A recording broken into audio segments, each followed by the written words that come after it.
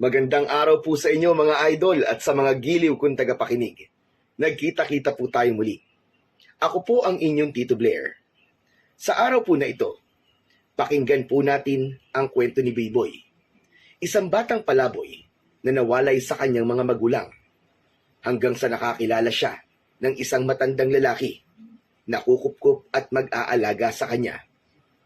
Ngunit sa kabila noon ay may ipapamana sa kanya ang matanda na magpapabago sa takbo ng kanyang buhay at gigising sa iba niyang pagkatao. Ano ang mangyayari sa kanya? Makakayanan niya kaya ang mga pagbabagong ito? At makakamtan pa kaya niya ang kanyang inaasam na makasamang muli ang kanyang mga magulang? Ngunit bago po ang lahat mga idol, huwag naman po natin kalimutan mag-subscribe at i-hit ang notification bell sa aking YouTube channel na The Voice Addict para sa mas marami pang makapigil hiningang kwentong aswang at katatakutan mula sa mundo ng kababalaghan. Umpisahan na po natin ang kwento. Ale, pwede po ba akong makahingi ng makakain? Sige na po. Gutom na po talaga ako eh. Ano ba bata? Umalis ka nga sa harap ng tindahan ko. Wala akong pagkain may bibigay sa'yo. Kaya alis na. Alis! Kahit tubig na lang po sana. Sige na po. Pakiusap naman po, Ali oh. Gutom na po talaga ako at nauuhaw pa. Sandali. Tubig pa lang gusto mo ha? Teka lang. At bibigyan kita ng tubig. Salamat naman at makakainom na rin ako. Oh, heto ang tubig na hinihingi mo. Bakit niyo po binuhos sa akin ng tubig, Ali? Dahil istorbo ka sa pagtitinda ko. Kaya pwede ba? Lumayas-layas ka na sa harap ko at baka lalong malasin ang tindahan ko. Napakasama niyo. Isinusumpa ko ang araw na to. Pagbabayarin kita balang araw sa kasamaan ng ugali mo. Ako mismo magpaparusa sa'yo. Isinusumpa ko. Balang araw, ikaw naman na magmamakaawa sa akin. Taong 1998, isang batang lalaki ang palaboy sa lansangan sa baryo Masapot sa probinsya ng Quezon. Nakikita ito ng mga naninirahan doon na namumulot ng basura o mga plastic bottles. Saka dinadala niya sa mga junk shop para ibenta. Sa ganoong paraan ay nakakabili siya ng pagkain niya kahit paano. Yung makakain siya kahit isang beses man lang sa isang araw ay sapat na para sa kanya. Ngunit kahit araw-araw itong nakikita ng mga residente doon, wala ni isa sa kanila ang nagtangkang kupkupin o tulungan man lang ang bata. Dahil nga sa mga bali-balitang may aswang sa bayan nila, nag-aalala silang baka kabilang ang batang ito sa mga aswang na pagala-gala at nagpapanggap lamang bilang isang pulubi. Siya ay si Biboy. Walang nakakaalam ng eksaktong edad niya. Ngunit sa tansya ng mga nakakakita sa bata ay nasa 9 o 10 taong gulang siya. Kung ilang taon na siyang pagala-gala sa baryong yun, ay walang makakapagsabi. Dahil sa pagod sa paglalakad at maging dala din ng matinding gutom, naupo na lamang si Biboy sa ilalim ng isang punong mangga. Pinakawalan ang sunod-sunod na malalalim na paghinga, saka unti-unting tumulo ang luha sa kanyang mga mata. Nanay, tatay, nasan po kayo? Ilang taon na po ako naghahanap sa inyo. Ngunit hanggang ngayon po, hindi ko pa din po kayo nakikita. Asa na po ba kayo? Napapagod na po ako at nahihirapan na sa buhay.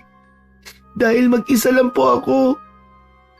Sana po'y makita ko na po kayo. Nay, tay. Sa hindi kalayuan sa punong pinagpapahingahan ni Biboy, may isang matanda na parating. Natanaw na niya ang batang nasa ilalim ng puno. Habang palapit siya dito, unti-unting lumilinaw ang anyo nito sa matanda. Pagtapat niya sa kinaroroonan ng bata, ay tiningnan niya ito. Nakaramdam siya ng awa para sa batang nasa kanyang harapan. Madungis ito at maasim na ang amoy. Wari gutom na gutom base sa itsura nito. Totoy, bakit ka umiiyak? At bakit nag-iisa ka dito? Asa na mga magulang mo? Itinaas niya ang kanyang ulo upang makita ang mukha ng matandang nasa kanyang harapan. Wala na po akong mga magulang. Palaboy-laboy lang po ako kung saan-saan. Sa kalye po ako natutulog. May kakaibang lungkot sa mata na matanda pagkarinig sa sinabing yun ng bata. Gusto mo bang sumama sa aking bahay? Maaari kang tumuloy muna doon hanggang gusto mo. Total ay mag-isa lamang din ako doon. Talaga po? Pwede po ba? Oo naman. Kaya lang ay malayo sa bayan ng bahay ko. Nasa panampay ng kabundukan. Ayos lang ba sa'yo? Opo. Ayos lang po sa akin. Ang mahalaga lang naman po sa akin ay meron po ako matutuluyan. Ilang taon na din po kasi ako natutulog sa lansangan eh. Matagal ko na naririnig sa bayan na may batang pulubi nga daw na pag-alagala doon at tumihingi ng pagkain. Hindi ko naman nakalain na ikaw pala yun. Palibasa ay minsan lamang ako bumababa sa bayan. Sumasakit na kasi mga tuhod ko sa malayong lakarin. Salamat po at natagpuan niyo po ako dito, Lolo. Dahil kayo lang po nag-iisang nag-alok po ng tulong sa akin.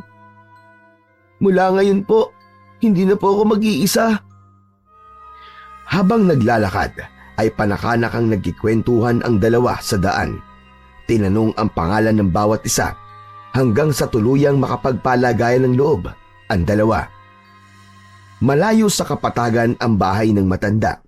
Nag-iisa lamang ito sa gitna ng kabundukan. Bumungad sa bata ang isang may kalumaan ng bahay kubo. Butas-butas na ang mga dingding nito at tumatagos ang sinag ng araw sa loob. Pero kahit na bakas ang kahirapan sa bahay na yon, nagpapasalamat pa rin siya sa may-ari dahil siya lamang ang nag-iisang taong nagmagandang loob na kupkupin siya. Pagdating sa bahay ay dumiretso na kagad sa kusina si Lolo Gimo. Naghanda ito na makakain nilang dalawa sa lamesa. Pagkatapos ay tinawag nito si Biboy na abala pa rin sa pagmamasid sa paligid. Apo, halika na! Kumain ka na muna rito. Damihan mo, kain na! Dahil alam kong gutom ka na. Salamat po, Lolo. Ang dami ng inihanda niyo po. Baka po wala na tayong makain mamayang hapunan. Naku huwag mo nang alalahanin yon. Maaari naman tayong bumalik sa bayan para bumili ulit. Lolo, matanong ko lang po. Wala po ba kayong asawa o mga anak? Matagal nang patay ang aking asawa. Ang mga anak ko naman, pinabayaan na ako. Nakalimutan na yata nilang buhay pa ang tatay nila. Pero kahit na ganun pa man, masaya ako para sa kanila dahil naging maayos na ang kanilang buhay. Kawawa naman po pala kayo. Sana isang araw, maisip po nilang dalawin kayo. Nako, malabo nang mangyari yun. Wala na sila dito sa Pilipinas. Lahat ay nasa ibang bansa na, kasama ang kanilang pamilya. Kaya wala silang dahilan para bumalik pa dito. Kaya heto ako, nagtitinda ng langis ng nyog para makabili ng pagkain. Nakakalungkot naman po ang nangyari sa inyo, Lolo. Hayaan niyo po. Aalagaan ko po kayo at hindi ko po kayo iiwan. Salamat, Biboy. Napakabait mong bata. Sana mahanap mo na ang iyong pamilya para may mag-aalaga na sa'yo. Matagal ko na pong pinapanalangin yan. Ang makita't makasama ko po sila. Pero sa tagal ng panahon na hindi ko po sila nakikita, nakalimutan ko na po ang itsura nila.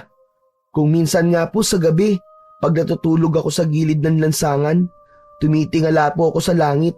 Pilit ko pong inaalala sa isip ko ang itsura ng nanay at tatay ko. Pero hindi ko na po talaga maalala eh. Huwag kang mag-alala. Mula ngayon, aalagaan kita. Kahit matanda na ako, hindi kita pababayaan. Biglang naluwa si Biboy sa sinabing yun ng matanda. Napakapalad niya dahil sa wakas may masisilungan na siya at matatawag na pamilya. Kinagabihan, maagang nakatulog si Biboy. Samantalang si Lolo Gimu naman ay matamang pinagmamasdan siya. Nang bahagyang natanggal ang kumot nito, ay ibinalik ng matanda. Pagkatapos ay pumunta na ito sa kanyang papag na higaan sa tapat lang ng hinihigang malapad na kahoy ng bata. Maya-maya pa, nang maramdaman niyang malalim na ang tulog ng bata, saka siya umalis upang magtungo sa kagubatan. Nagtungo ang matanda sa pinakapusod ng gubat kung saan naroon ang kanyang ginawang altar. Doon siya nagdadasal at nag-oorasyon gabi-gabi. Pagkatapos ay nagpapahid siya ng langis sa buong katawan niya. Pagkatapos na makapagpahid ng langis, ay unti-unting nagbabago ang kanyang anyo. Ang dating matandang anyo niya ay nagiging isang napakalaking ibon. Isang ibon na kinatatakutan ng lahat. Napakalaki nito kaysa sa karaniwang panggabing ibon na lumilipad sa kagubatan. Ang mga hayop na maliligaw sa kabundukan ay kanyang hinuhuli upang maging pagkain sa mga susunod na araw. Nagsinungaling siya sa bata kanina dahil hindi naman siya talaga bumibili ng pagkain sa bayan, kundi mga hayop sa kagubatan ang kanyang nagiging pagkain. Yun ay dahil hindi talaga siya isang pangkaraniwang tao, kundi isang aswang. Bagamat siya ay may dugong aswang, ay hindi siya pumapatay ng mga tao. Kontento na siya sa mga ligaw na hayop sa kabundukan. At ito din ang gagawin niya sa batang kasama niya sa bahay niya ngayon. Unti-unti niya itong sasalinan ng kapangyarihan ng isang aswang upang hindi na siya mag-isa. Kung darating ang panahon na mahina na talaga siya, ay meron na siya mapagmamanahan ng bertud na nasa kanyang pangangalaga. Kinaumagahan, maagang nagising si Biboy. Pagmulat ng mata niya, ay dumiretso agad dito sa kusina. Naamoy niya ang masarap na niluluto ni Lolo Gimu. Nang mapansin siya ng matanda, ay ngumiti ito sa kanya. Nagugutom ka na ba, Apo? Opo, Lolo. Ano po bang niluluto nyo? Ang bango-bango po. Nagluluto ako ng adobong baboy. Nanlaki ang mga mata ng bata pagkarinig sa sinabing yun ng matanda.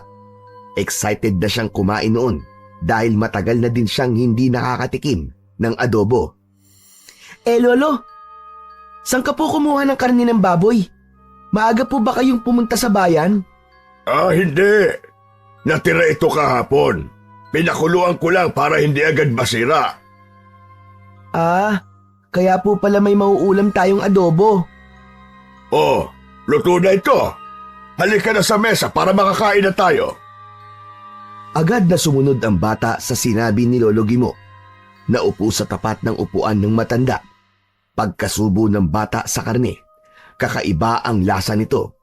Parang hindi ito lasang baboy, pero hindi na lang niya pinansin dahil gutom na talaga siya. Isa pa, masarap naman ang luto ng matanda. Ngunit pagkatapos niyang kumain, ay parang may kakaiba sa kanyang sikmura. Parang ayaw nitong tanggapin, kaya agad din siyang nasuka. Lahat ng kinain niya ay inilabas din niya. Pagkatapos ay hinang-hina ang pakiramdam na napaupo sa lupa. Ano nangyayari sa'yo, Apo? Hindi ko nga po alam, Lolo eh. Masarap naman po ang luto nyo pero parang may kakaiba po sa lasa ng karne. Nako, baka nga nasira ng karne dahil kahapon pa yun. Baka nga po, Lolo. Mabuti pa'y magpahinga ka na muna. Kukuha lamang ako ng halamang gamot na lalagayin at ipapainom ko sa'yo para bumuti na kagad ang iyong pakiramdam. Subalit imbis na halamang gamot ang kanyang ipainom sa bata, ay kumuha siya ng pinakuluang puso ng baboy ramo. Kailangan niyang sanayin ng bata sa ganoong klase ng pagkain upang kung isagawa na niya ang kanyang plano sa bata, ay hindi na ito mahihirapan pa. Hahanap-hanapin na ito ng katawan niya. Ilang sandali pa, dala na ng matanda ang sabaw ng pinakuluang puso ng baboy ramo. Ginising niya ang bata na nakatulog na pala sa paghihintay sa kanya. Apo! Apo, ito na ang gamot mo! Bumangon ang bata. Sumipsip ng kaunti sa tasang pinaglagyan ng matanda. Ngunit, nailuwa din yun ng bata. Lolo, bakit ganito po ang lasa nito? Ang sama! Ganyan talaga ang lasa ng halamang gamot, pero mabisa yan. Kaya sige na, inumin mo na. Pilitin mong ubusin niya na. Pero Lolo, ang pait po talaga eh. Inumin mo na ito, Apo. Wala tayong pampagamot sa ospital, kaya hindi pwedeng lumala ang sakit mo. Naisipan ni Biboy na tama si Lolo Gimo. Wala silang pampagamot sa ospital, kaya sa halamang gamot lang sila aasa. Kaya kahit na mapait yun, ay pilit niyang inubos hanggang sa kahuli-huliyang patak nito. Yan, ganyan nga, Apo. Ubusin mo yan dahil sigurado mamaya lang ay magaling ka na. Kaya huwag kang magtira. Malik sa pagkakahiga ang bata. Maya-maya pa ay nakatulog na ito. Samantalang ang matanda naman ay bumalik sa kusina. Paubos na ang langis niya, kaya magluluto muna siya ulit. Hindi maaaring pumalya siya sa pagpapahid nito dahil manghihina siya ng gusto. Hindi pa siya pwedeng manghina ng tuluyan hanggang hindi pa niya naihahanda ang katawan at isip ni Biboy. Bago niya ipasa rito ang nalalabi niyang kapangyarihan bilang aswang, kinupkup niya ang bata upang sa ganon ay maging kahalili niya sa kanyang kapangyarihan. Sapagkat hindi siya mamamatay kahit matanda na, hanggang ang kapangyarihang itim na butil na nasa kanyang pangangalaga ay hindi niya na ipapasa sa magiging tagapagmana. Hindi talaga dugong aswang si Lolo Gimo.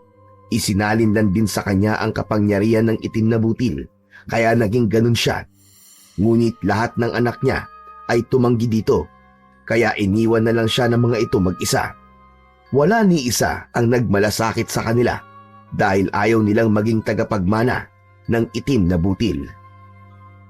Ilang buwan na din niyang minamanmanan ang batang si Biboy, kaya nang makita niya ito sa punong mangga, naisip niyang yun na ang kanyang pagkakataon. Hindi nga siya nagkamali. Nakuha niya ang loob ng bata.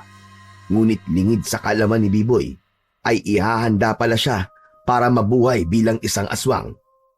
Lahat ng pinaiinom at pinakakain ng matanda sa bata ay pawang mga pagkain ng aswang at wala siyang kamalay-malay doon. Lo, saan po ba nanggagaling ang mga karne na kinakain po natin? Hindi naman po tayo bumababa sa bayan para bumili. Kaya, paano po tayo nagkakaroon ng karne araw-araw? Apo, hindi mo lang nakikita na lumalabas ako dahil tulog ka pa. Maaga akong umaalis patungo sa bayan para talagang sariwa ang aking mabili. Ganun po ba? Lo, sa susunod po ba pwede niyo po akong isama? Matagal-tagal na rin po kasi akong di nakakapunta ng bayan eh.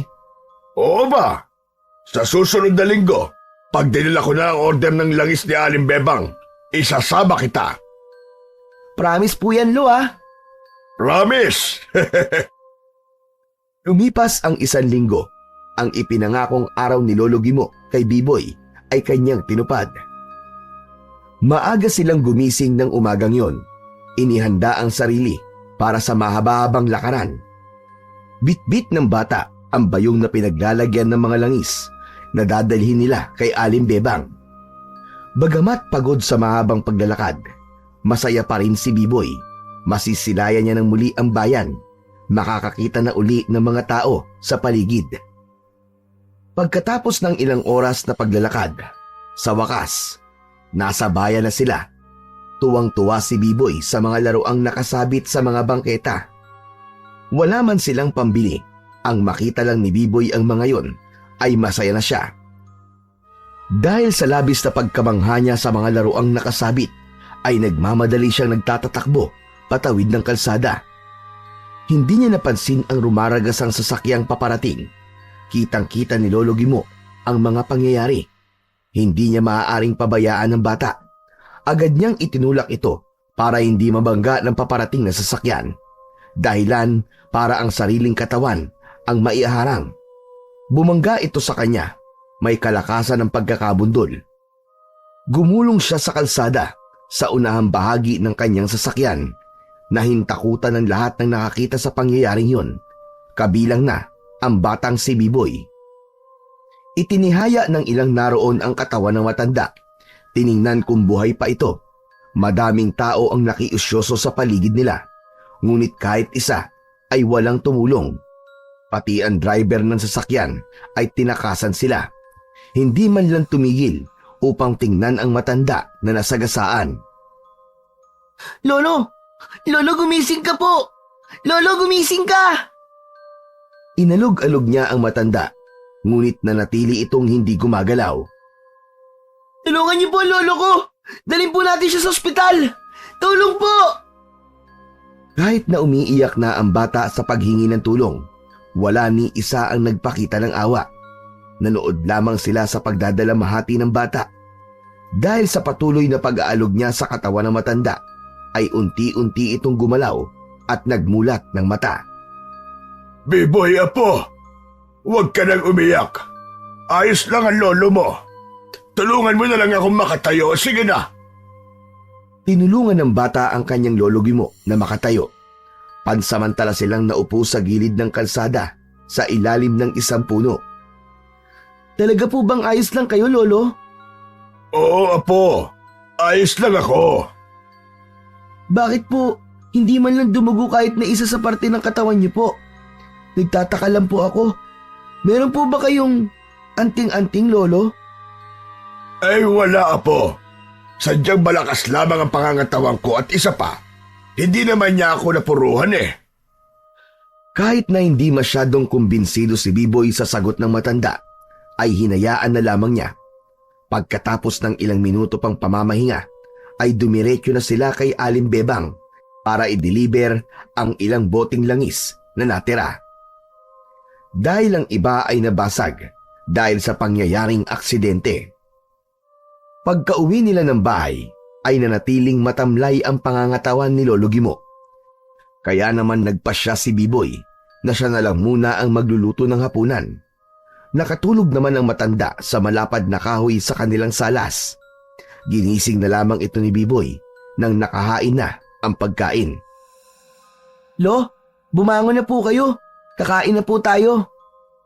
Wala akong gana, Biboy. Ikaw na lamang ang kumain. Mamaya na lamang ako. Sige na po, mauna ka na. Pero lalamig po ang sabaw na niluto ko. Kaya sige na po, lolo, bumangon na po kayo. Dahan-dahang bumangon ang matanda. Paupong humarap sa kinaroroonan ni Biboy. Apo, tinanong mo ako kanina kung meron akong anting-anting. Hindi ba? Opo, lo. Totoong wala akong anting-anting. Ngunit meron akong pinangangalagaang butil. Butil po? Ano pong klaseng butil? Ang itim na butil ang dahilan kung bakit ako nagiging aswang. Aswang po? Napaurong ng konti ang bata pagkarinig sa sinabing yun na matanda. Kang matakot, Biboy. Kahit na isa akong aswang, hindi kita sasaktan at wala pa akong sinaktan o pinatay na tao. Pero lo, paano po kayo naging aswang? Isinalaysay ng matanda ang nangyari sa kanya kung bakit siya naging isang aswang. Hindi naman makapaniwala si Biboy sa kanyang mga narinig. Kung ganun po, lolo, gusto niyo pong ibigay din sa akin ang butil na nasa tiyan niyo? Oh, Biboy. Nakikiusap ako sa iyo, Apo. Tanggapin mo na ang butil na ito dahil pagod na ako mabuhay. Gusto ko na magpahinga, Apo. Hindi ako mamamatay hanggang nasa akin ang butil na ito. Eh bakit hindi na lang po natin itapon, lo? Bakit kailangan pang ipasa niyo sa akin? Dahil may tikbalang na nangangalaga sa butil. Kung itatapon ko ito, ay kukunin niya ang aking kaluluwa kapag namatay ako. Kaya kailangan kong ipasa sa iyo ang butil. Pero lo, ayoko po maging aswang eh. Ayoko po. Nakikiusap ako sa iyo, B-boy. Tanggapin mo na ito para makapagpahinga na ako. Nang hindi makatanggap ng tugon ang matanda, ay lumapit pa ito ng konti sa bata. Kinuha ang kamay nito, inilapit sa kanyang dibdib. Damhin mo ang dibdib ko, Biboy. May nakakapaka pa bang tibok ng aking puso? Wala na po. Dahil ang bumubuhay na lamang sa akin ay ang butil. Namatay na ako kanina nang mabundol ako ng sasakyan. Kung mawawala ito sa aking katawan, ay tuluyan na ding maglalaho ang aking hininga. Kaya pakiusap, Biboy. Gustong gusto ko na magpahinga. Pero paano naman po ko? Habang buhay na po ako magiging aswang kagaya nyo. Pag tinanggap ko po ang sinasabi niyong butil. Kaya nga inihanda na kita para hindi ka na mahirapan pa, Biboy. Lahat ng pinapakain ko sa'yo, galing yon sa mga hayop na pinapatay ko tuwing gabi. Yung mga mapapait na akala mo'y halamang gamot. Mga pinakulo ang puso at atayon ng mga hayop. Natakpan ni Biboy ng palad niya ang nakaawang niyang bibig. Halos masuka siya sa ipinagtapat ng matanda. Hindi siya makapaniwala na kinain at ininom niya ang mga lamang loob ng hayop. Kung ganun po, ay hindi po totoo lahat ng kabaitang ipinapakita niyo sa akin? Dahil iba po ang motibo niyo? Nagkakamali ka. Totoo lahat yon, Biboy. Dahil napamahal ka na din sa akin. Kaya nga hindi ko kagad ibinigay sa iyo ang butil. Ngunit hindi ko na talaga kaya. Hayaan mo na ako makapagpahinga. Tanggapin mo na ang inaalok ko. Nakikiusap ako sa iyo, Biboy. Saglit na natahimik si Biboy. Inisip kung ano ang kanyang gagawin. Tatanggapin ba niya ang butil o hindi? Naawa siya sa matanda. Pero paano naman siya? Hindi niya alam kung paano mabubuhay bilang isang aswang. Habang nasa gitna ng pag-iisip si Biboy, ay bigla na lamang nangisay si Lolo Gimo. Nang lapitan niya ang matanda, ay nakita niya ang nakausling buto nito sa balakang. Marahil ay dahil sa pagkakabangga doon ng sasakyan. Ay, aray ko! Ang sakit ng gulugod ko, Apo. Maaari mo ba akong tulungan na makaupo? Sige po, Lo. Ay, kumapit po kayo sa balikat ko, tutulungan ko po kayo. Inayos niya ang pag-upo ng matanda. Pagkatapos nun, ay umalis sandali. Pumunta sa kusina. Pagbalik niya, ay may dala siyang isang baso ng tubig. Naabutan niyang nakapikit ang mata ng matanda. Hindi mawari kung tulog ba ito o nakapikit lang upang i-relax ang sarili para kahit paano ay mawala ang sakit na nararamdaman. Nakita niya ang kaawa-awang anyo ng matanda. Nanlalalim ang mga talukap na mga mata.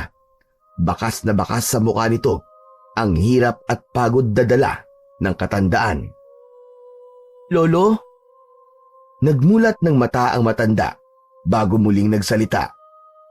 Ano yun, Apo? Tinatanggap ko na po ang butil.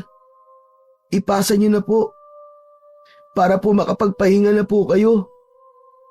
Talaga, Apo? Opo. Ito'y dahil sa pagtanaw ko po ng utang na loob po sa inyo. Hindi ko na kayang makitang nahihirapan po kayo. Kaya sige na po. Magpahinga na po kayo, Lolo. Maraming salamat, Biboy, sa pagsasakripisyo mo para sa akin. Kahit ang sarili kong mga anak na pinalaki at pinag-aral ko ay walang nais na magsakripisyo. Iyon ang nakakalungkot. Kaya labis-labis ang pasasalamat ko sa iyo. Pagkatapos nun, ay inilapit ni Lolo Gimo ang kanyang palad sa kanyang bibig. Iniluwa nito ang isang itim na butil. Kumikislap-kislap ito na parang isang mamahaling bato. Mula sa palad ng matanda, ay isinalin niya yon sa palad ni Biboy. Lunukin mo yan bago pa dumating ang tikbalang na nagbabantay sa butil na yan. Agad na nilunok ni Biboy ang butil.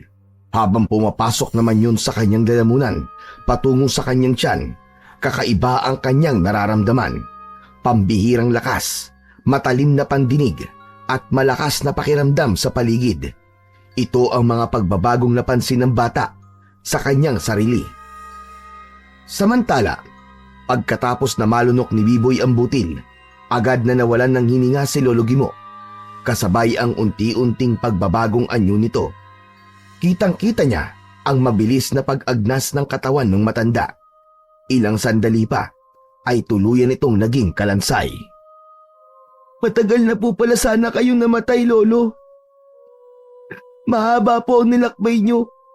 Kaya tama lang po na magpahinga na po kayo, Lolo. Paalam po, Lolo Gimo. Salamat po sa pagmamahal nyo sa akin. Kahit hindi niyo po ako turing na apo, ay tinulungan niyo pa rin po ako at kinupkup. Maikli man po ang panahong nagkasama tayo. Pero kahit paano po, ay naranasan ko po magkaroon ng isang pamilya. Habang nakatunghay si Biboy sa kalansay ng matanda, may mga malalaking yabag na papalapit na naramdaman si Biboy. Natitiyak niyang hindi yun yabag ng isang normal na tao. Pagkus, yabag yun ng isang malaking nilalang. Naisip niya ang sinabi ng matanda kanina na hintakutan siya dahil baka ito na nga ang tikbalang na sinasabi ni Lolo Gimo. Hindi niya alam kung ito ba ay kaibigan o isang kalaban.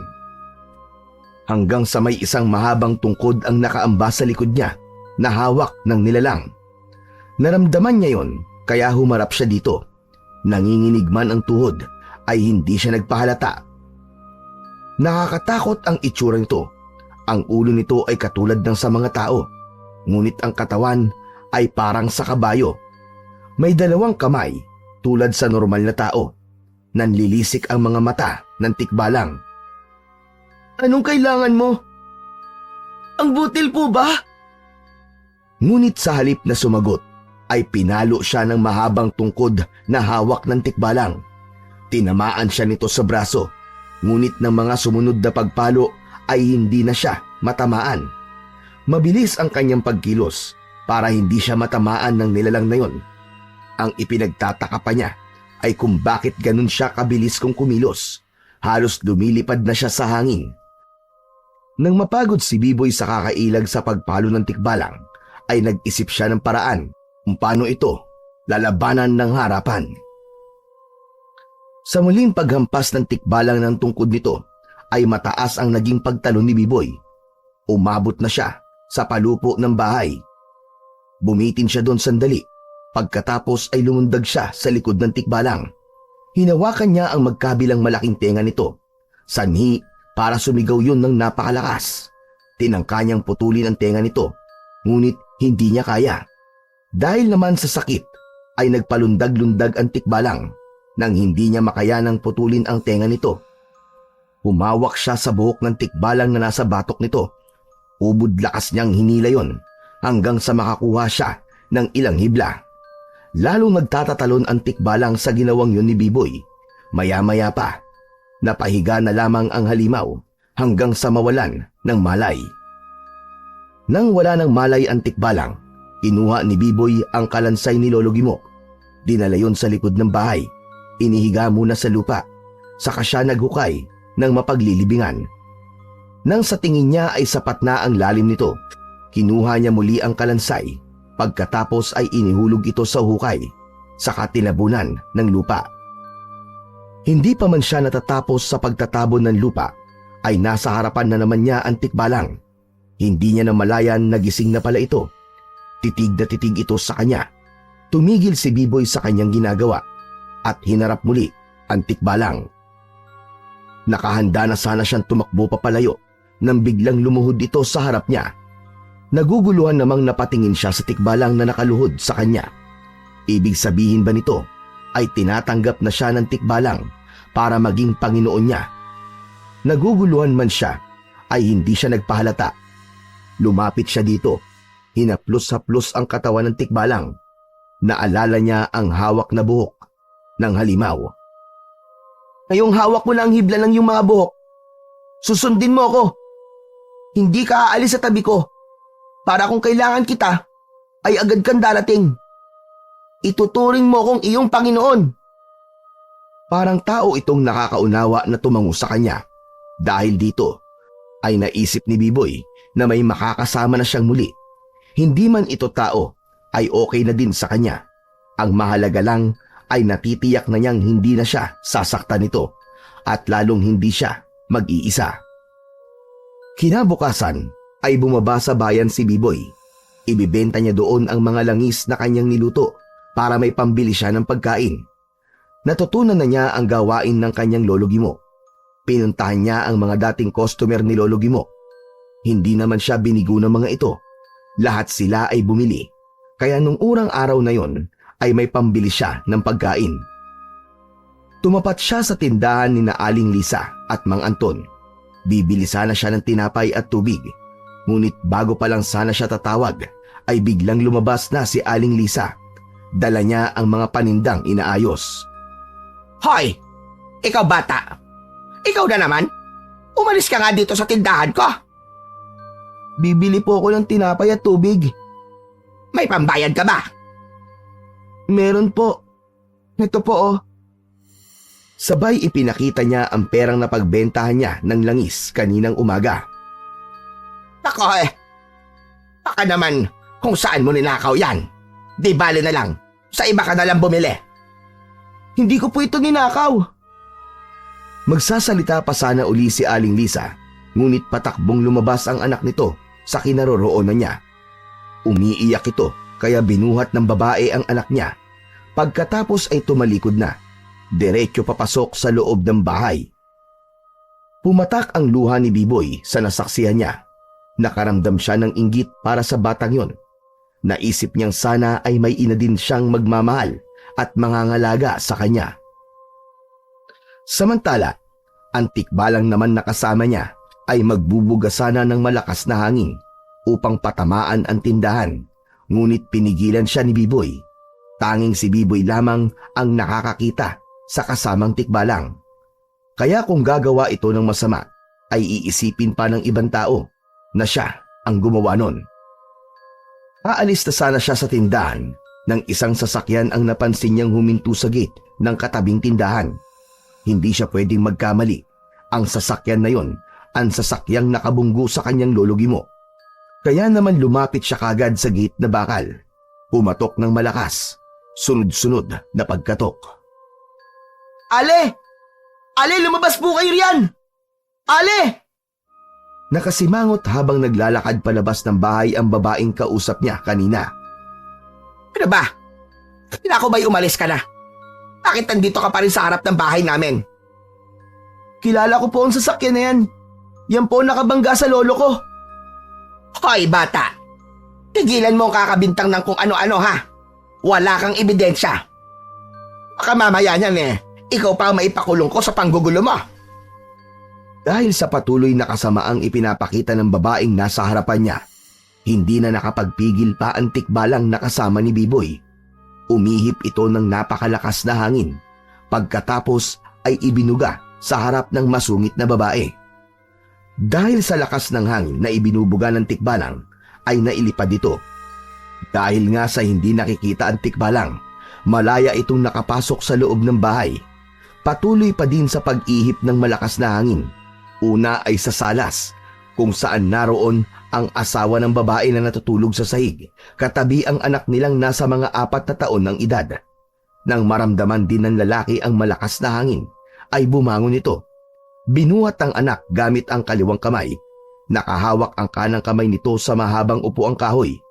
Ang malakas na hangin ay dumiretso sa loob ng bahay, sa kwarto, sa kusina, hanggang ang buong bahay ay napuno ng hangin na tila ipo-ipo.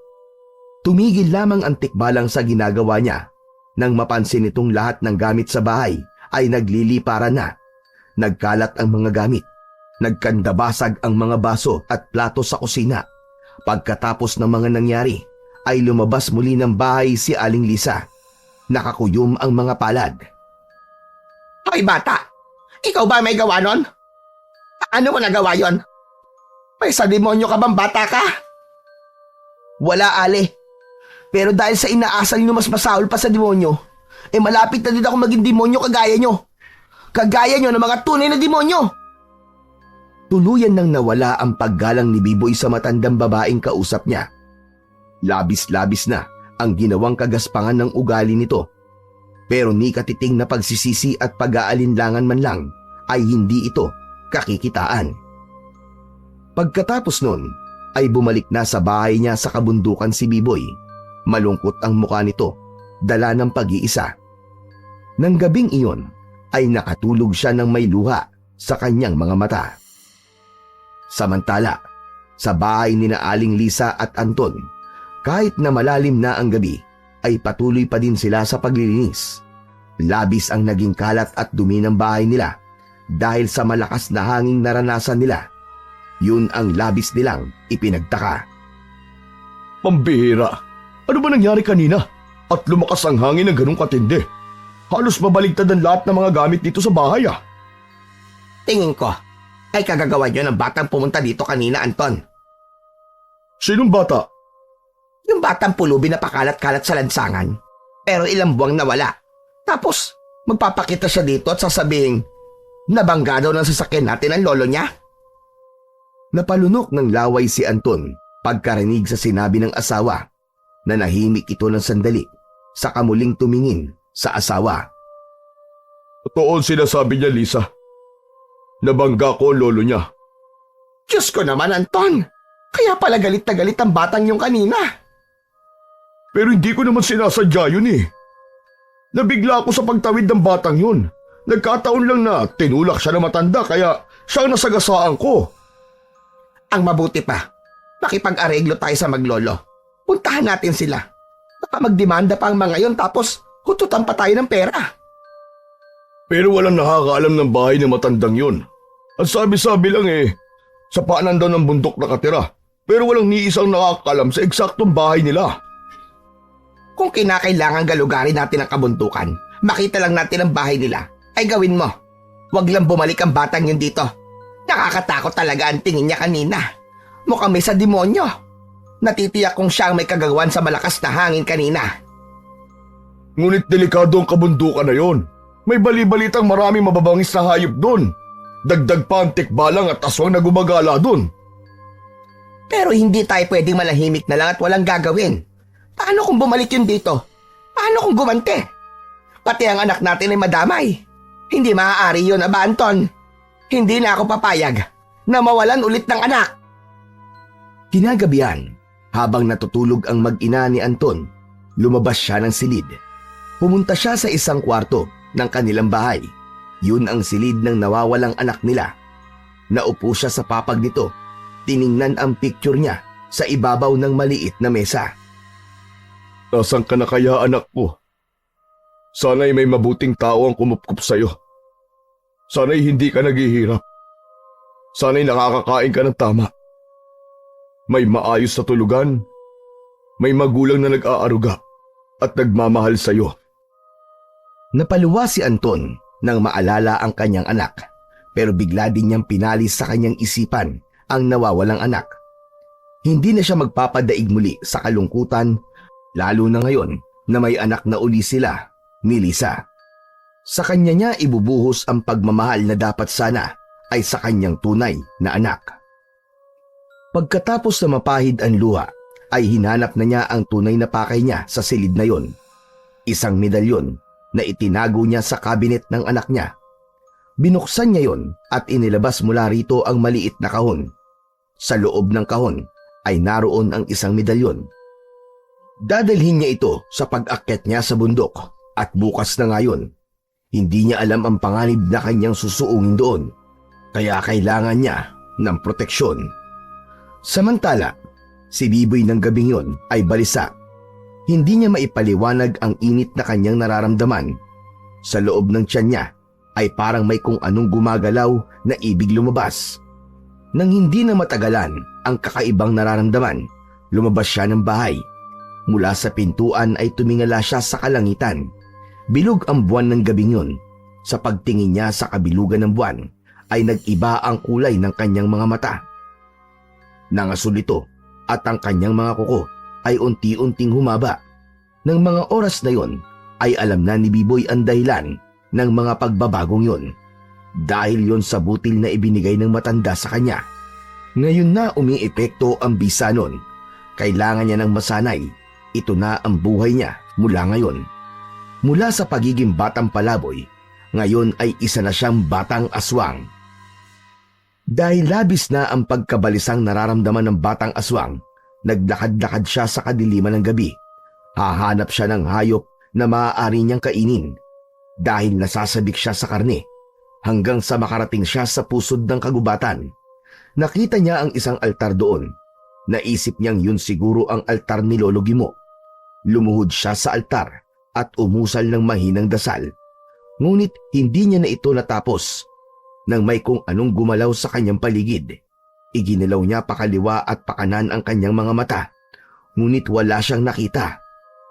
Nakiramdam muna sandali hanggang sa walang ano-ano ay lumabas ang isang malaking ibon. Mabilis siyang pumagaspas papalapit sa kinaroroonan niya. Sinugod siya ng ibon, kinalmot-kalmot at tinangkang ilipad siya. Subalit biglang lumabas ang matutulis na kuko ng batang aswang, pati ang pangil nito. Dahilan para tumigil sa pag-atake ang malaking ibon. Pumwesto ito sa harap niya habang iwinawasiwas pa ang pakpak hanggang sa unti-unti itong nagpalit ng anyo. Naging isang lalaki ito na sa tansya niya ay nasa 40 anyos na ang edad. Sino ka? Anong kailangan mo sa akin? Ako si Pedring. Ikaw, sino ka? May lahing aswang ka din ba? Nung nagbago ang anyo mo, ay naamoy ko ang pagiging aswang mo. Wala po akong lahing aswang. Ipinamana lang po sa akin ang itim na butil kaya naging ganito po ako. Naligaw ako sa paglipad ko kanina. Hindi ko na malaya na nakalayo na pala ako. Pwede bang dun muna ako magpalipas ng gabi sa bahay mo? Sa kabilang bayan pa ako nakatire. Baka abutin ako ng sikat ng araw sa daan. Pwede naman po. Wala naman po akong kasama sa bahay eh. Habang nasa daan pabalik ng bahay ni Biboy, ay nagkwentuhan ang dalawa hanggang sa unti-unting makapalagayan ng loob ang isa't isa. Nang marating nila ang bahay ni Biboy, ay napatigil pa sandali ang lalaki. Ay kasama kang tikbalang sa bahay mo? Opo, pero mabait po yan. Sumusunod po siya sa lahat ng gusto ko dahil nasa akin po ang hibla ng buhok niya. Pero mag-iingat ka sa kanya. Sa sandaling mabawi niya sa iyo ang hibla ng buhok niya, baka patayin ka niya. Kaya itago mo yan sa hindi niya maaamoy o makikita. Sige po, susundin ko po ang payo niyo sa akin. Nang gabing yon ay hindi lalo nakatulog si Biboy. Nadagdagan ang pagkabalisa niya. Paano nga kung totoo ang sinabi ng lalaking ito? Kailangan niyang makaisip ng paraan para manatiling nasa kanya ang buhok ng tikbalang. Dahil kung hindi, baka nga patayin siya ng tikbalang. Kinabukasan, inaya si Biboy ng lalaking bisita niya na sumama sa kanya sa kabilang bayan. Inaya siyang doon na siya tumiras sa kanila kasama ang iba pang mga aswang na kalahi niya. Doon ay ligtas siya at walang sino mang gagalaw sa kanya. Dahil naisip ni Biboy ang maaaring dumating na panganib na posibleng ikapahamak niya, kaya pumayag ito. Ngunit hindi pa man sila nakakalayo ay isang lalaki ang nakasalubong nila sa daan. Nakilala ni Biboy ang lalaking yon. Siya ang lalaking nakabangga sa Lolo Gimo niya. Anong ginagawa mo dito? Gusto ko sanang humingi ng tawad sa iyo dahil sa pagkamatay ng lolo mo. Sa tingin niyo ba ay ganun kadali para mapatawad ko kayo? Dahil sa inyo, wala na ang lolo ko. Hindi ko sinasadyang nangyari sa lolo mo. Natakot lang ako makulong kaya umalis kagad ako. Pagkatapos ng aksidenteng yun. Upang masiguro ni Anton na patatawarin siya ni Biboy, ay lumuhod pa ito sa harap ng bata. Ngunit tiningnan lang siya ni Biboy, kaya mas lumapit pa ito sa kanya. Hinawakan na ang kanyang binti ng kanyang dalawang kamay. Doon napansin ni Anton ang pilat sa mga paa ni Biboy. Tanda niya ang pilat na yon at hindi siya maaaring magkamali. Yun ang pilat ng anak niyang si Marcus. Marcus? Anak ko! Marcus! Nakunot ang noo ng batang si Biboy nang tawagin siya nitong Marcus. Paano niyo po nalaman ang tunay kong pangalan? Kung ganun, ikaw nga si Marcos, ang nawawalang anak ko. Agad na tumayo si Anton mula sa pagkakaluhod niya. Tinangkang yakapin ang bata, ngunit dahan-dahang umurong ang bata palayo sa kanya. Anak, hayaan mo ko mayakap kita. Halika na, uuwi na tayo. Ngunit patuloy sa pag-urong ang bata. Hindi niya magawang hawakan man lang ang mga kamay ng nagsasabing ama niya. Dahil sa halip na matuwa, ay labis na galit ang naramdaman niya. Naalala niya ang mga sandaling ipinagtatabuyan siya ng mga ito sa bahay nila. Lalo na ang kanyang ina, na halos basura siya kung ituring. Hindi po ako sasama sa inyo. Kay Kuya Pedring po ako sasama. Tinangkang hawakan ni Anton ang bata, ngunit pinigilan siya ni Pedring. Hinawakan nito ang mga braso niya, subalit saglit lamang yon dahil nakaramdam ng kakaiba si Pedring sa lalaking nasa harapan. Ayaw niyang sumama sa'yo, kaya wag mo na siyang pilitin. Pero anak ko siya, ang nag-iisang anak ko.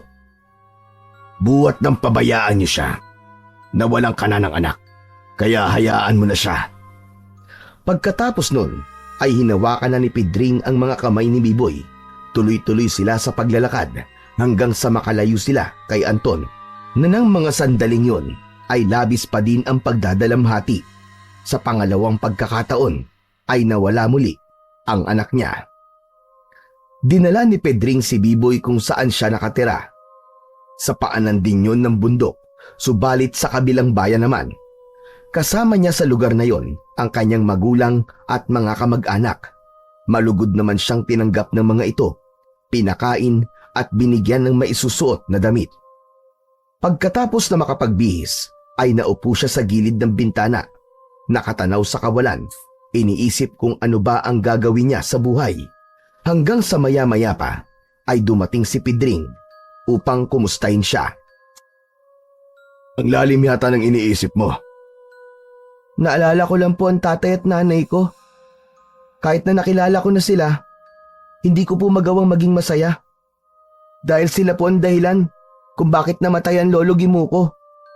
At kung hindi namatay si lolo, hindi niya din po may sasalin sa akin ng butil. Hindi din po ako magiging aswang. Ito po ang dahilan kaya po hindi ako sumama sa kanya. Paano ko po sasabihin sa mga magulang ko na isa na po akong aswang? At paano ko po haharapin ang mga taong nagbigay ng labis sa sakit sa kalooban ko? Na siya palang mga magulang ko. Nangyari na ang lahat.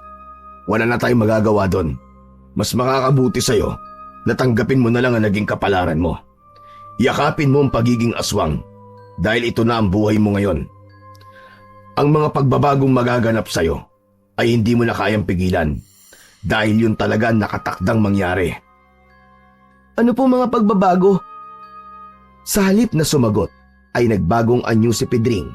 Naging mahahaba ang mga kuko, mapupula ang mga mata. Ang dating kayumangging balat ay naging kulay itim na animoy uling, at kung tumingin ito ay para kang lalamunin. Ganitong mga pagbabago, magiging ganito ka din sa pagdaan ng mga panahon. Nanlaki naman ang mga mata ni Biboy nang maalala niya na isa na pala siyang aswang. Nalungkot ang kanyang muka. Hindi pa rin niya matanggap sa sarili niya. Kabilang na siya sa mga aswang.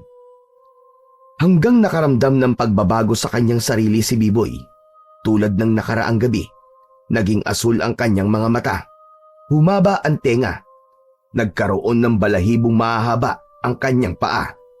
Di na niya matatakasan ang pagiging aswang na ipinasa sa kanya ni Lolo Gimo.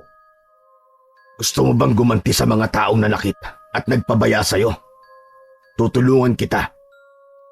Marahang tango ang isinagot ni Biboy sa lalaking kausap. Kung ganun ay tara na. Pupuntahan natin ang iyong tunay na mga magulang at pagbabayarin natin sila sa mga kasalanan nila sa'yo. Mabilis na pagtakbo ang ginawa ng dalawa. Sa sobrang bilis nun ay parang lumilipad sila sa hangin hanggang sa marating nila ang bahay ni na Anton at Lisa. Pumunta sila sa likod ng bahay kung saan naroon ang mga alaga nilang hayop. Walang ano-ano'y Isa-isa nilang nilapa ang mga alagang hayop ng mag-asawa. Sinipsip ang dugo nito, kinain ang atay at puso.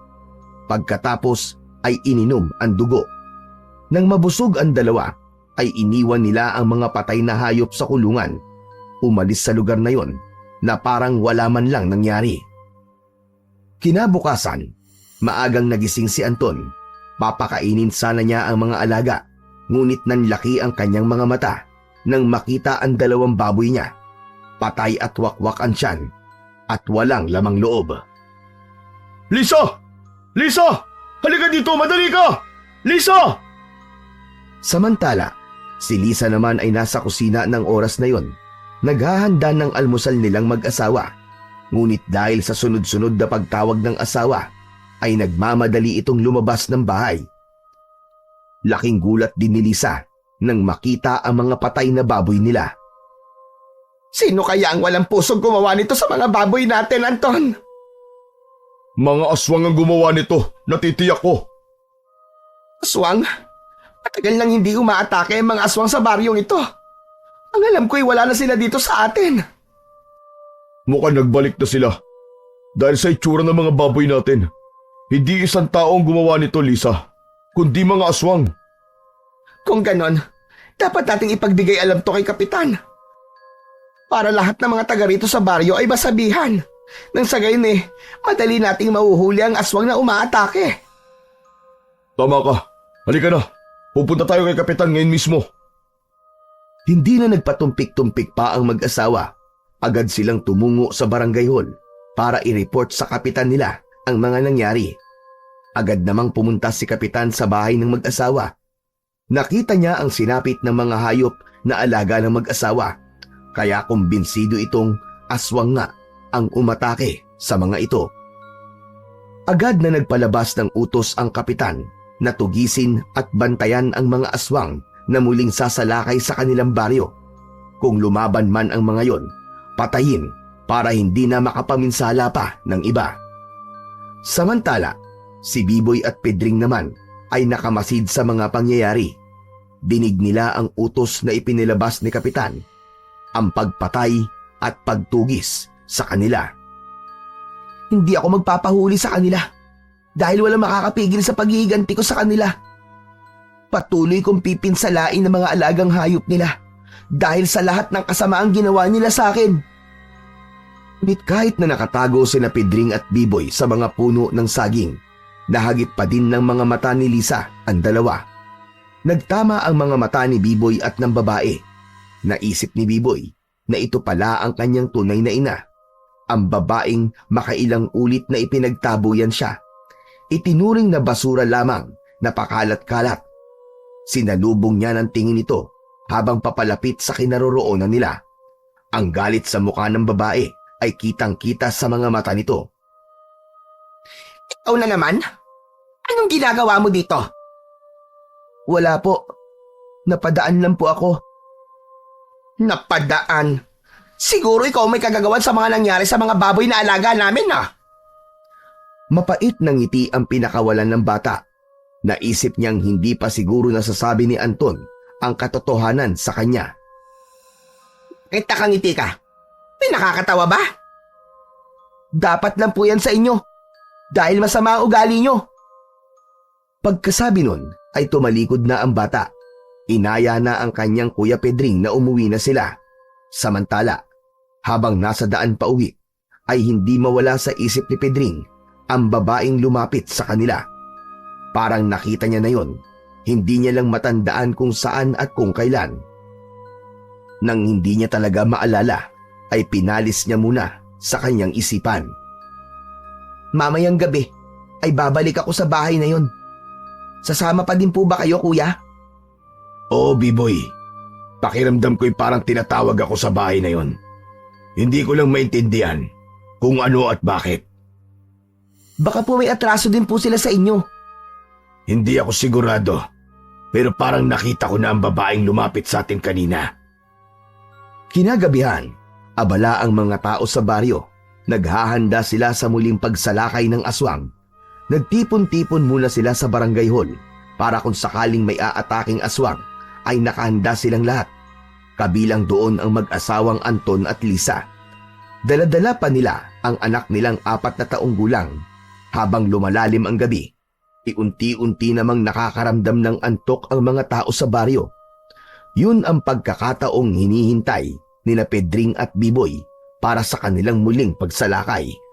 Habang lumalalim ang gabi, ang batang anak nina Anton at Lisa ay nanatiling gising pa din. Hindi man lang ito nakakaramdam ng antok at pagod.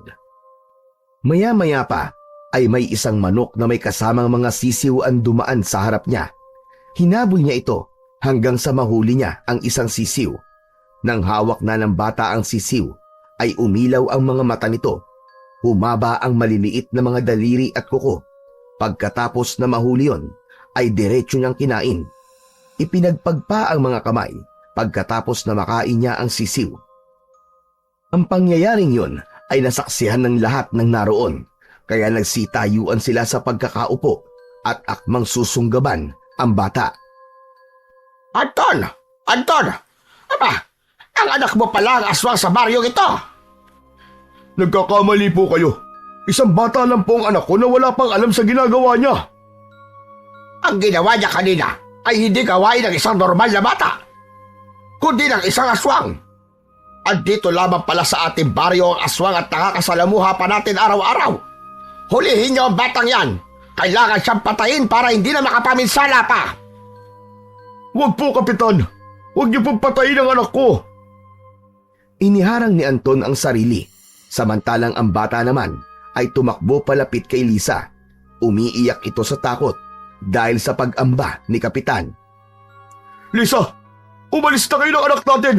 Itakas mo na siya. Madali ka! Ngunit napaligiran ng mga tao ang mag-anak, kaya hindi na sila makatakas pa. Ang pangyayaring yun ay nasaksihan ni Biboy at Pedring na kanina pa pala nakamasid. Nag-aantay ng pagkakataon kung kailan sila pwedeng sumalakay. Nang makita ni Pedring ang mga nangyari, ay naalala niya ang batang kinupkup ng mag-asawa. Ang batang yun ay pamangkin niya. Ang batang kinidnap 1 taon na ang nakararaan. Ngayon ay naalala na talaga niya ang babaeng may hawak sa bata. Siya ang babaeng kumuha sa batang yun. Napadpad sa kanilang baryo ang babaeng ito dahil sa paghahanap daw sa kanyang nawawalang anak. Humingi ng tubig na maiinom at nang pagbalik niya, dala ang tubig, ay wala na ang pamangkin niya. Tinangay na ng babaeng ito. Ngayon nga ay unti-unti nang lumalabas sa bata ang pagiging aswang niya. Kailangan niyang iligtas ang batang yun mula sa galit na mga tao sa baryo. Samantala, itinali na ng mga tao sa baryo ang mag-asawa, pati na rin ang batang aswang. Dahil sa higpit ng pagkakatali sa bata, ay malakas ang naging pag-iyak nito. Ang iyak na yun ay dumudurog sa puso ni Pedring, kaya hindi na siya nakatiis. Lumabas siya sa pinagtataguan niya. Pinigilan ang mga tao sa binabalak na pagsunog sa mag-anak. Wag! Wag niyo silang susunugin! At sino ka naman para pigilan kami? Ngayon lang kita nakita sa baryo namin. Taga rito ka ba? Hindi po. Sa kabilang bayan po ako naninirahan. Pakawalan niyo po ang bata. Pangako, hindi na po kayo magagambala pa. Basta pakawalan niyo lang po ang bata. Wala po siyang kasalanan. Pakiusap po. Pakawalan niyo po siya. Ako po ang sumalakay sa mga alagang hayop ni Mang Anton kagabi. Kung ganon, ikaw pala ang aswang na umatake kagabi. Dapat ka lang mamatay dahil baka hindi lang yan ang gawin mo sa susunod. Baka pati kami mga tao na ninirahan dito ay patayin mo. Hindi po mangyayari yun. Ang mga taong ito lamang ang may atraso sa akin. Kaya sila lamang ang may pananagutan sa amin. Ninakaw niya ang batang yan sa amin. Sabay turo sa mag-asawang nakatali ng mga oras na yon. Kaya po nakikiusap ako sa inyo, Kapitan. Ibalik niyo na po sa akin ang bata. Siya lamang po ang pakay ko. Walang mamamatay kung ibabalik niyo lang po siya ng maayos. Saglit na nag-isip ang kapitan. Hindi niya maaaring isaalang-alang ang kaligtasan ng kanyang mga nasasakupan. Kaya nagpasya siyang kalagan ang tali ng bata. Hinayaang makalapit si Pedring sa bata.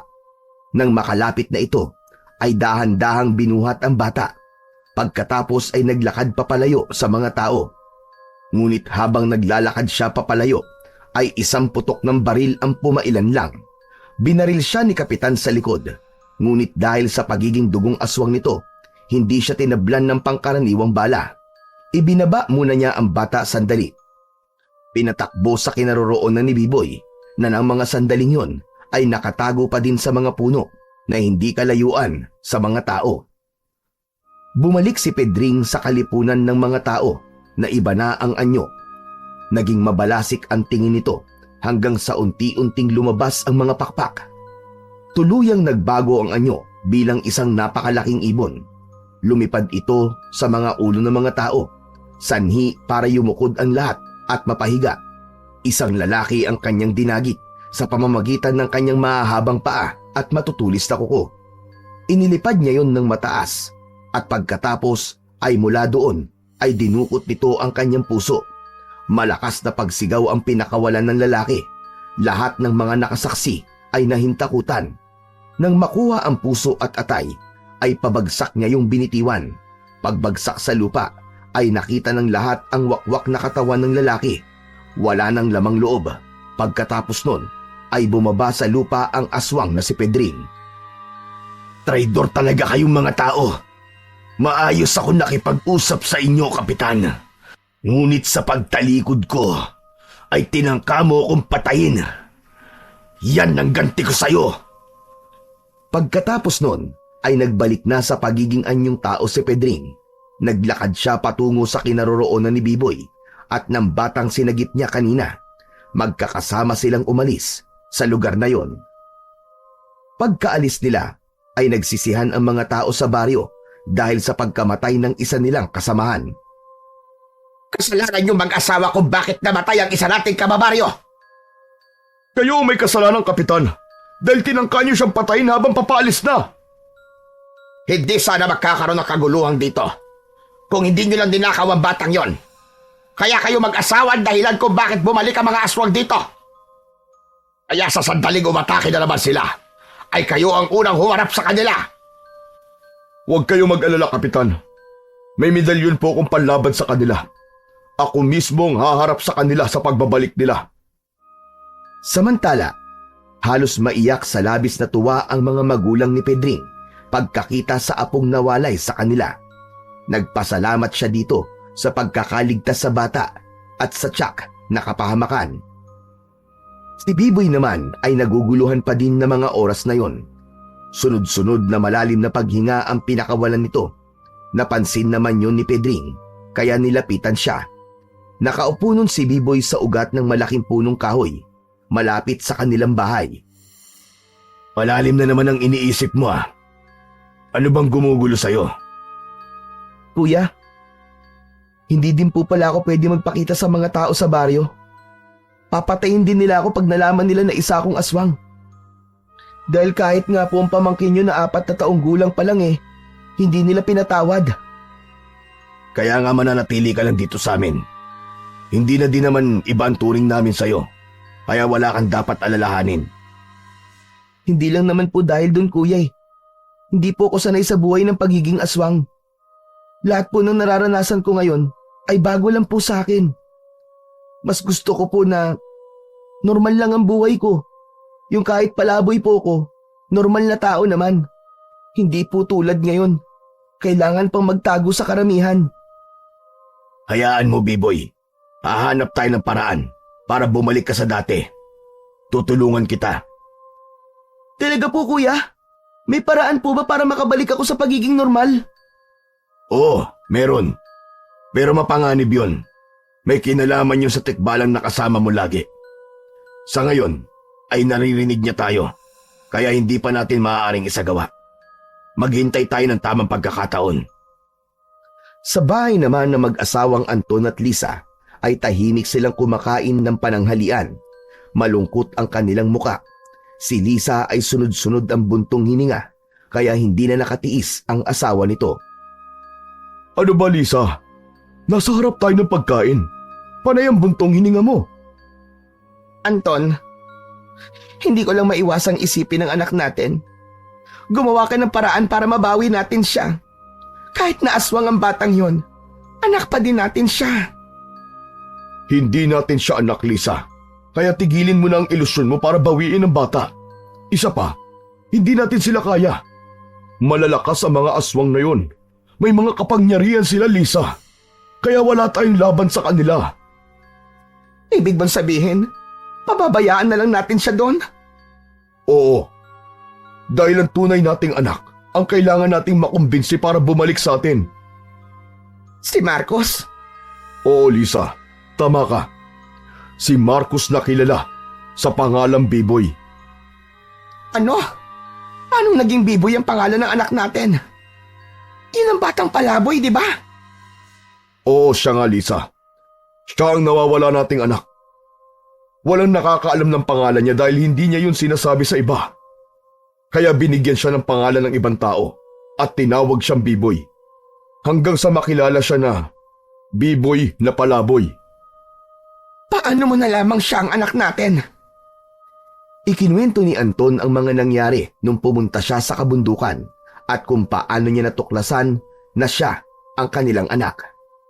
Sunod-sunod na patak ng luha ang umagos sa pisngi ni Lisa. Hindi siya makapaniwala sa kanyang narinig. Ang batang pinagsabihan niya ng masasakit na salita ay ang nawawalang anak pala nila. Dahil sa dungis ng batang yon, hindi man lang niya napansin ang pilat nito sa paa. Hanapin natin ang ating anak. Puntahan natin ang bundok na kinatitirikan ng bahay ng matanda. Hindi na siya doon nakatira. Umalis na siya sa lugar na yon. Saan natin siya hahanapin ngayon, Anton? Sa kabundukan sa kabilang bayan. Kasama niya yung lalaki kagabi na kumuha sa batang inaalagaan natin. Ano? Naninirahan siya kasama ng mga aswang. Mas kailangan natin siya makuha. Baka mapahamak siya doon. Hindi natin alam kung saan ang lugar na yon, Lisa. At isa pa, baka patayin tayo ng mga aswang na nakatira doon. Pagbasta na lang tayong pumunta. Kung ganon, gamitin mo ang medalyon mo. Hanap natin ang anak natin. Sige na, Anton. Hindi na ako makapaghintay na mayakap siyang muli para makahingi ako ng tawad sa lahat ng masasamang ginawa ko sa kanya. Nagabihan ay gumawa ng isang altar si Anton. Inilagay niya yon malapit sa bintana sa silid nilang mag-asawa. Ipinatong sa pinakasentro ng altar ang medalyon. Pagkatapos ay unti-unti siyang umusal ng dasal. Pilit na hinahagip ng kanyang balintanaw ang kinaroroonan ng anak. Ngunit wala siyang makitang sagot. Kaya naman, nagtungo siya sa silid ng anak. Kinuha ang mga lumang damit nito. Pagkatapos ay ipinatong doon ang medalyon. Muling umusal ng dasal. Mahina hanggang papalakas ng papalakas. Naramdaman ni Anton ang paggalaw ng medalyon. Senyalis yon na malapit na niyang matunton ang kinaroroonan ng bata. Nang mga oras na yon, ay nagpapahid si Biboy ng langis sa buong katawan. Pagkatapos na makapagpahid ng langis, ay nag-iba ang anyo nito. Naging isang ganap na aswang ang bata. Nagpalit ito ng anyo bilang isang ibon tiktik na pumapatay ng mga hayop. Hindi kinaya ni Anton ang kanyang mga nasaksihan sa kanyang balintanaw, kaya nagmulat siya ng mata. Nagtataka siya kung bakit naging aswang ang anak niya, gayong wala naman silang dugong aswang. Bagamat ganun ang kalagayan ng anak, desidido pa rin siyang kunin ito. Kahit ano pa siya o sino pa siya, tanggap niya yon kasi anak nila si Biboy. Inilihim muna ni Anton sa asawa ang kanyang natuklasan dahil lalo lamang yung makakadagdag sa pagkabalisa ni Lisa. Alam ko na kung sa matatagpuan ang anak natin. Bukas ng umaga bago sumikat ang araw, ay pupuntahan ko siya. Sasama ako, Anton. Gusto ko na siyang makita. Hindi maaari. Mapanganib ang lugar na yon, Lisa. Mas makakakilos ako ng maayos kung ako lamang mag-isa. Dumito ka na lamang sa bahay natin. Basta, Anton, siguraduhin mo maililigtas mo ang anak natin. Oo, pinapangako ko sa'yo. Ililigtas ko siya mula sa piling ng mga aswang. Kinabukasan, bago sumikat ang araw, ay lumakad na si Anton. Dala niya sa kanyang bag ang Biblia na minana pa niya sa kanyang ina at ang medalyong isinuot niya bago pa siya umalis ng bahay. Tinahak niya ang masukal na daan patungo sa kabundukan na itinuro ng kanyang medalyon. Kapag nakakaramdam ng pagod, ay nagpapahinga siya sandali at saka muling magpapatuloy sa paglalakad. Isang buong araw siya naglakad, marating lamang ang lugar na yon. Maingat siyang nagtago sa mga matataas na halaman at damuhan upang walang makapansin sa kanya. Sa unang tingin ay isang normal na pamayanan lang yon sa kabundukan. Ngunit sa pagkagat ng dilim, unti-unting nagtitipon ang lahat sa isang altar. Sabay-sabay na nag-oorasyon. Pagkatapos na mag-orasyon, ay unti-unting nagbabago ang mga anyo nila. Nagiging malalaking ibon. Ang iba naman ay nagpapalit ng anyo bilang hayop. Ano pat lahat sila'y nakakatakot ng anyo. Sa kalipulan ng mga aswang, natanaw niya ang kanyang anak na si Biboy. Nakita mismo ng kanyang mga mata kung paanong nagpalit ng anyo ito bilang isang mabangis at nakakatakot na nilalang. Pati na ang tikbalang na nasa tabi ni Biboy ay kanya ding napansin. Kailangan ko makalapit sa aking anak. Malamang kung tamang nasa isip ko, may kinalaman ng tikbalang na yon sa pagiging aswang ng anak ko. Nakita ni Anton ang pagpasok ng bata sa isang bahay. Malapit lang yun sa kinaroroonan niya, kaya naisip niyang humingi ng tulong sa kanyang medalyon para makalapit siya dito. Hinawakan niya ang kanyang medalyon na nakasabit sa kanyang liig. Pagkatapos ay umusal siya ng orasyon at dasal. Habang nag-oorasyon, ay lumiwanag ang buong katawan niya hanggang sa unti-unti niyang naramdaman ang paglaho ng kanyang buong katawan. Ipinikit niya ang kanyang mga mata ng sandaling yun. Pagkamulat niya, ay nasa silid na siya ng kinaroroonan ni Biboy. Nagulat pa ang bata pagkakita sa kanya. Ano pong ginagawa niyo dito? Hindi kayo maaaring magtagal sa lugar na to. Umalis na po kayo dito. Aalis lamang ako dito kung sasama ka sa akin, anak. Hindi po ako maaaring sumama sa inyo. Dahil ba galit ka pa rin sa amin ng nanay mo? Hindi mo pa rin ba kami napapatawad, anak? Totoo po. Masama pa din po ang loob ko sa inyo, ngunit hindi sapat na dahilan yun para umiwas po ako ng tuluyan sa inyo. Nung mga nakaraang araw, tinangka ko pong maghiganti sa inyo. Ginusto ko pong saktan kayo, pero hindi ko magawa. Kahit na galit po ako sa inyo, mahal ko pa din po kayo. Mahal na mahal ko po kayo ni nanay. Pero hindi na po ako pwedeng sumama sa inyo ngayon. Dahil hindi na po ako isang normal na tao. Isa na po akong aswang. Paano ka naging aswang, anak? Isinalaysay niya sa kanyang ama ang nangyari. Labis naman ang sakit na naramdaman ni Anton para sa anak. Lalo niyang sinisi ang kanyang sarili, kundi dahil sa kanya, hindi magiging aswang ang anak niya. Kaya naman ngayon ay handa siyang tulungan ito. Alam niya ang lunas para mawala ang butil sa loob ng katawan ng bata. Ngunit mapanganib yun dahil maaaring buhay niya ang maging kapalit. Ngunit kahit ano paman ang kapalit nun, handa siyang ibigay, mabalik lamang sa normal ang kanyang anak. Kinuha niya ang Biblia na daladala niya. Inilapat niya ang mga kamay ng bata dito. Matindi ang liwanag na inilabas nito. Kasabay noon ay ang malakas na ihip ng hangin. Nakaramdam ng matinding sakit sa loob ng tiyan niya ang bata. Kaya gusto sana niyang bitiwan ang pagkakalapat ng kamay niya sa Biblia. Ngunit parang namagnet ang mga kamay niya. Hindi yun maalis-alis kahit anong pilit niyang pagtanggal. Kasabay nun ay ang pag-usal ng dasal ni Anton. Napasigaw ng malakas ang bata dahil sa tindi ng sakit na nararamdaman niya. Hanggang unti-unting lumakad ang butil patungo sa lalamunan niya. Usayong lumabas sa kanyang bibig. Pagkatapos na mailuwayon ng bata, biglang nawalan siya ng malay. Saka pahigang bumagsak sa lupa. Nagngit-ngit ang bagang ng tikbalang. Tinangka nitong kunin ang katawan ng bata, ngunit naging mabilis ang pagkilos ni Anton. Bitiwan mo, anak ko, tikbalang! Ako ang harapin mo!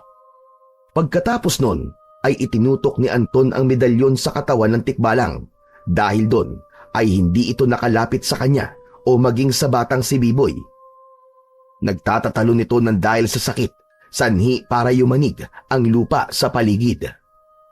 Samantala, narinig ng mga kasamahan ni Pedring ang pagsigaw ng bata, kaya agad silang pumunta roon. Nasaksihan nila ang lahat ng mga pangyayari. maging ang pakikipaglaban ni Anton sa tikbalang. Dahil naman sa pagyanig ay nabitiwan ni Anton ang medalyon na hawak, dahilan para magkaroon ng pagkakataon ng tikbalang na makalapit sa kanya. Ang mga aswang naman sa paligid ay umalulong na tila ba mga aso. Ilang hakbang na lang ang layo ng tikbalang kay Anton at sa anak niya. Hindi niya alam kung ano ang gagawin. Nag-umpisang bumuga ng malakas na hangin ang tikbalang, dahilan para mahirapan si Anton na makuha muli ang kanyang medalyon.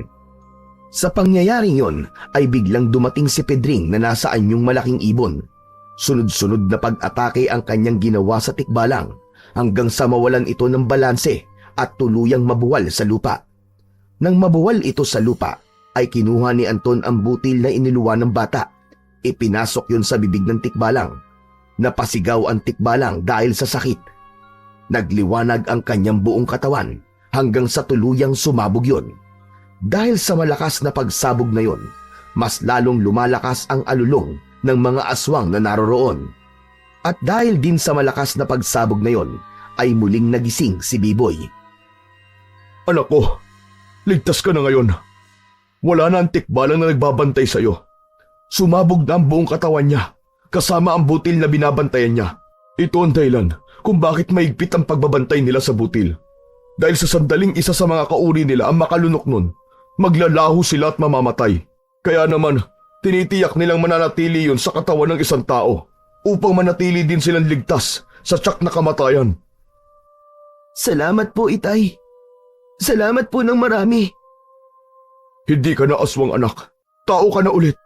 Kaya maaari ka na sumama sa akin pabalik sa bahay natin. Opo, Itay. Sasama po ako sa inyo. Pauwi sa bahay natin. Umiti si Anton sa anak. Pagkatapos ay bumaling kay Pedring na nasa anyong tao na ng mga oras na yon. Patawarin mo kami ng asawa ko sa pagkuha namin sa pamangkin mo. Nangulila lamang kami sa anak namin, kaya namin nagawa yun. Ngayong naibalik na din sa amin ng bata na ligtas. Kakalimutan na namin na nangyari. Isa pa, nakita ko kung paano niyo minahal ang pamangkin ko.